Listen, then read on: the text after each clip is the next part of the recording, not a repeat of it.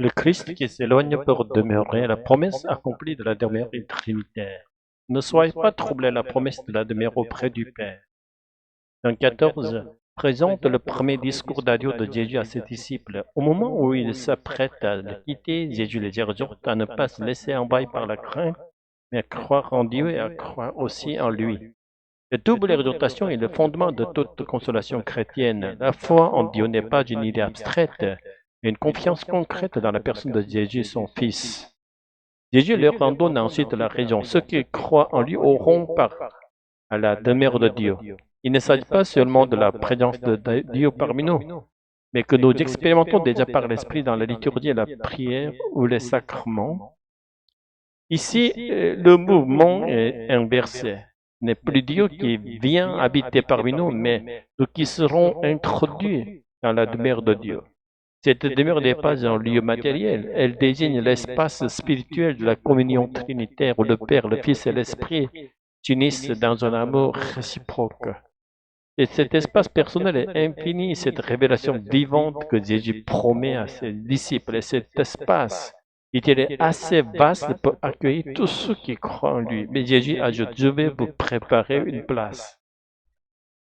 Pourquoi faut-il préparer une demeure qui existe déjà? Ce n'est pas bien sûr pour y accomplir quelque chose, quelque tâche extérieure. Le départ même de Jésus est cette préparation. Par son incarnation, il a uni la nature humaine à la nature divine. Par sa croix, il a ouvert la voie du pardon. Et par son ascension, il a introduit notre humanité dans la communion de Dieu. Autrement dit, le Christ prépare une place pour nous en y entrant lui-même. Ainsi, le départ du Christ n'est pas un éloignement, mais le commencement de notre accès à Dieu. Et lorsqu'il promet de revenir, ce n'est pas seulement pour une rencontre future, c'est déjà la promesse d'une communion continue qui s'accomplira pleinement dans le royaume. Le retour du Christ d'une présence déjà commencée. Jésus promet de revenir pour emmener les siens dans la demeure du Père, mais faut-il comprendre ce retour uniquement comme l'événement futur de la seconde venue? L'Écriture nous conduit à une réponse plus nuancée. Les théologiens du Nouveau Testament parlent souvent du salut comme d'une réalité déjà accomplie mais pas encore achevée. Par la mort et la résurrection du Christ, le salut est déjà donné mais il s'achèvera pleinement lors du retour glorieux du Seigneur. Nous vivons donc pas dans ce temps de la tension entre le déjà et pas encore. Certains courants chrétiens, notamment dans la tradition réformée, insistent sur la certitude du salut si Dieu a sauvé son œuvre parfaite et irrévocable. Mais en réaction aux abus du Moyen-Âge où l'incertitude du salut servait à manipuler les consciences, cette insistance a parfois conduit à une confiance trop abstraite, déconnectée de la réalité vécue du croyant. Or, la foi chrétienne demande de tenir les deux dimensions. Du côté de Dieu, le salut est assuré, car il repose sur sa fidélité immuable. Mais du côté de l'homme, le salut reste à accueillir librement dans la persévérance et la conversion. C'est pourquoi nous devons choisir de nous tenir du côté de Dieu, c'est-à-dire dans la foi et dans l'obéissance, afin d'entrer dans la certitude qu'il donne. Le Christ vivant, présent aujourd'hui par l'Esprit. Jean 14,3 le montre clairement, le retour du Christ ne se limite pas à un futur lointain. Il s'accomplit déjà aujourd'hui dans la présence de Jésus par l'Esprit Saint. La promesse du retour devient une expérience de communion actuelle.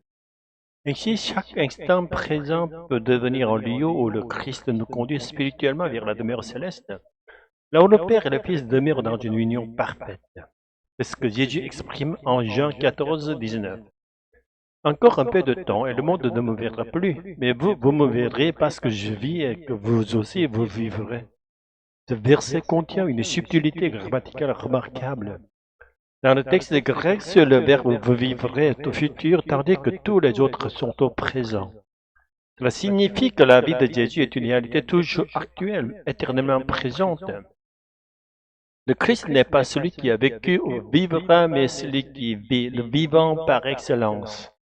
Le monde, incapable de reconnaître le Fils de Dieu dans son humanité, ne peut le voir ni percevoir l'action de l'Esprit.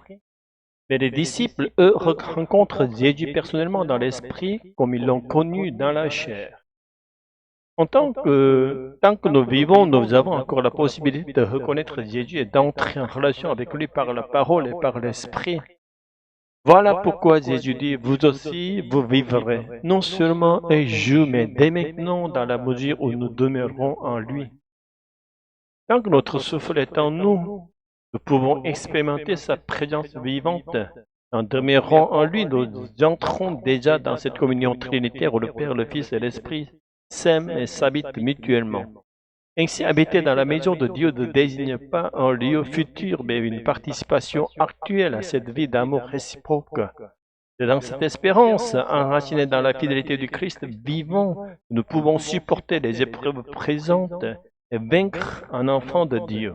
Le Seigneur Jésus-Christ nous accorde cette foi persévérante et qu'en lui nous demeurions pour toujours. Alléluia, Amen.